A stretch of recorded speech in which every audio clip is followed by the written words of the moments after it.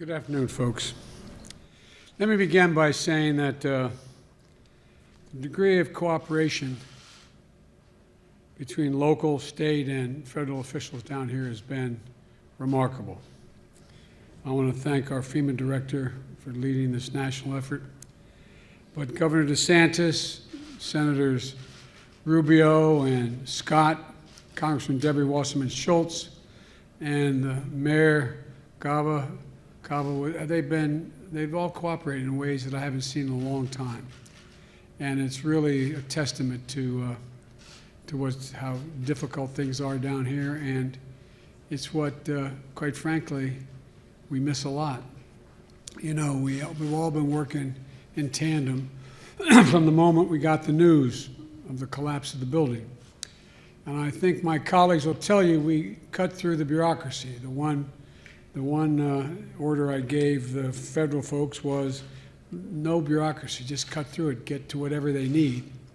That's why we decided to cover, for example, 100% of the search and rescue cost for the first 30 days. Not done often, but necessary here, in my view. And FEMA is going to provide temporary housing and other urgent needs for the survivors. State Department is expediting visas for family members from other countries, and there are from Latin America, South America, Europe, Israel. And I want to give a special shout out to the first responders. International Association of Firefighters, one of the best organizations in the country. And I particularly want to thank the president. Ed came down from Boston, and he's here with the entire group. You know, these folks are always showing up, no matter what. They're risking their lives. You know, there's that old expression, I know the press that travels with me is tired of hearing me saying, but I'm not tired of saying it. And that is that old expression, God made man, then he made a few firefighters. They're remarkable, remarkable people. They're always risking their lives to save lives, as well as the police and other first responders. I got to meet with a whole bunch of them.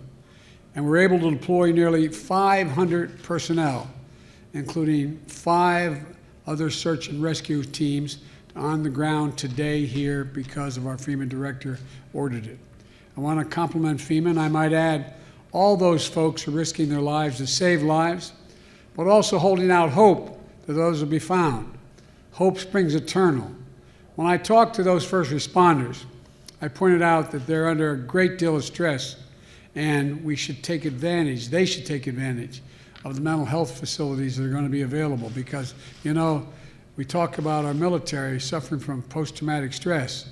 Well, seeing what they're seeing, doing what they're doing, understanding how much trauma is involved, I just don't want them thinking that they should walk away from help if it's needed. You know, they stand together, and it's really impressive. And there's also the need, in addition to state and local assistance, to determine the cause of this collapse and the adjacent buildings, how safe they are. There are 2 outstanding concerns. First, the remaining buildings may collapse. The remainder of the building may collapse. We need to determine if it's safe for first responders to return to the site to continue their rescue mission. That's being done right now, and that's why I asked the National Institute of Standards and Technology, NHTSA, to investigate to see if it's safe to go back and what caused the building to collapse in the first place. Because we're committed not only to recover, but to restore the safety across the board. But the other reason I came down was to meet with the families. The whole nation is mourning with these families. They see it every day on television. They're going through hell. And those who survived the collapse, as well as those who are missing loved ones. I realize I'm a little late because I spent a lot of time with the families, a whole lot of time. And I apologize for taking so long to get here, because I thought it was important to speak to every single person who wanted to speak to me. So after what you all covered when I opened up the meeting, I spent the remainder of the time, and such incredible people. I sat with one woman who had just lost her husband and her little baby boy. Didn't know what to do. I sat with another family that lost almost an entire family, cousins, brothers, sisters. And to watch them and they're praying and pleading that, God, let there be a miracle. Let there be something happen for me that's good. Because I have, like many of you do, some idea what it's like to suffer that kind of loss. So many of them are suffering. You know, they had basic heart-wrenching questions. Will I be able to recover the body of my son or daughter, my husband, my cousin, my mom and dad? How can I have closure without being able to bury them? If I don't get the body, what do I do? Jill and I wanted them to know that we're with them and the country's with them. Our message today is that we're here for you as one nation, as one nation. And that's the message we communicated. We'll be in touch with a lot of these families continuing through this process. But there is much more to be done. We're ready to do it. And again, I thank the governor. I thank my colleagues, Senator Scott and Senator Rubio. I thank Debbie Wasserman Schultz for their total, complete cooperation. There's no disagreement, no bickering. Everybody's on the same team. It's what America's all about. It's about pulling together, leaving nobody behind. And that's what made me feel, the one thing that made me feel good about this is the cohesion that exists. There's no Democrat or Republican out there. They're just people wanting to do the right thing for their fellow Americans. So may God bless the victims and their families, and may God protect our first responders. And I'll take a couple questions right now. Mr. President, what were you told today about the likelihood, you said hope springs eternal, but that somebody will be able to be pulled out alive from this, and what were you able to convey to the families about that possibility? Well, look,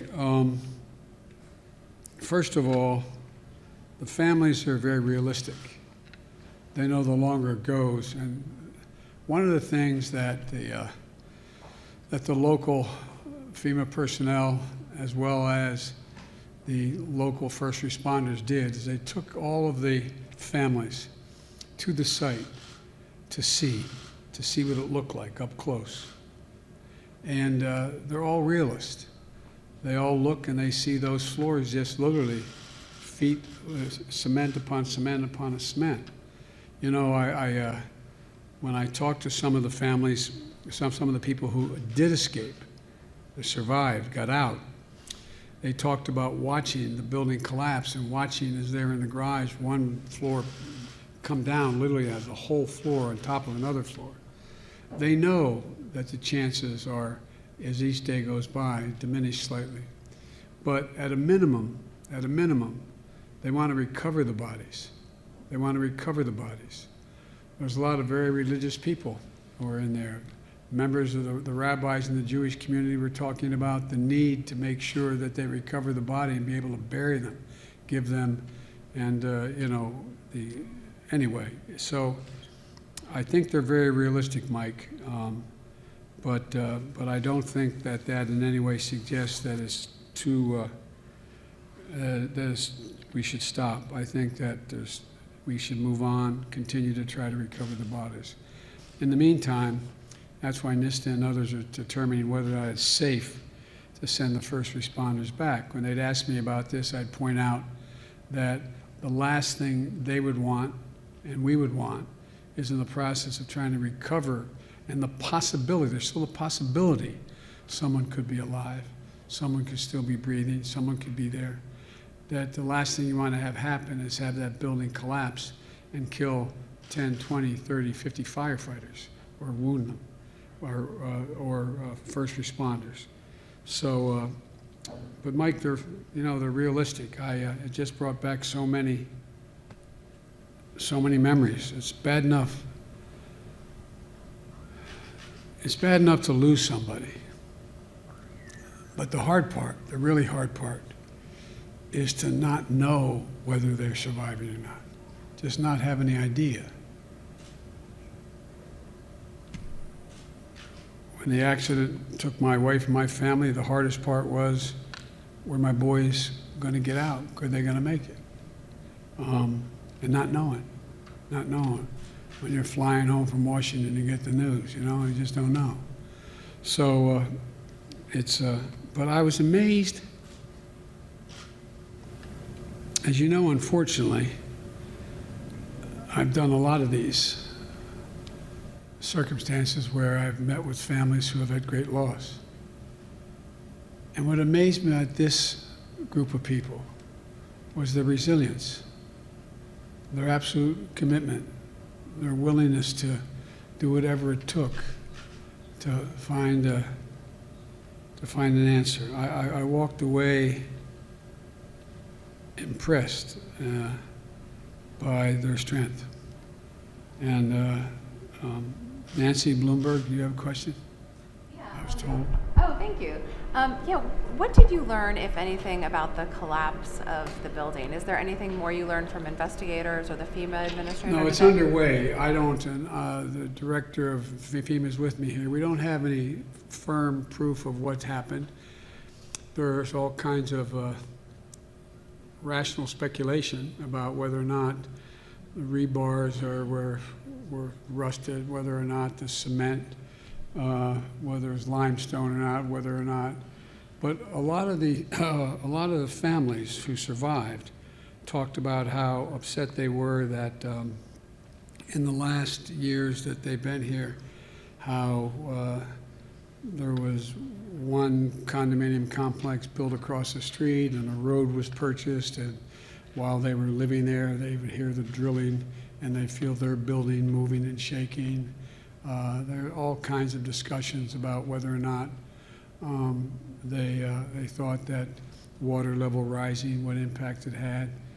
And interesting to me, I didn't raise it, but how many of the survivors and how many of the families talked about the impact of global warming, how much it, and they didn't know exactly, but they talked about sea levels rising and about how there were, and the combination of that and the concern about incoming storms, incoming tropical storms.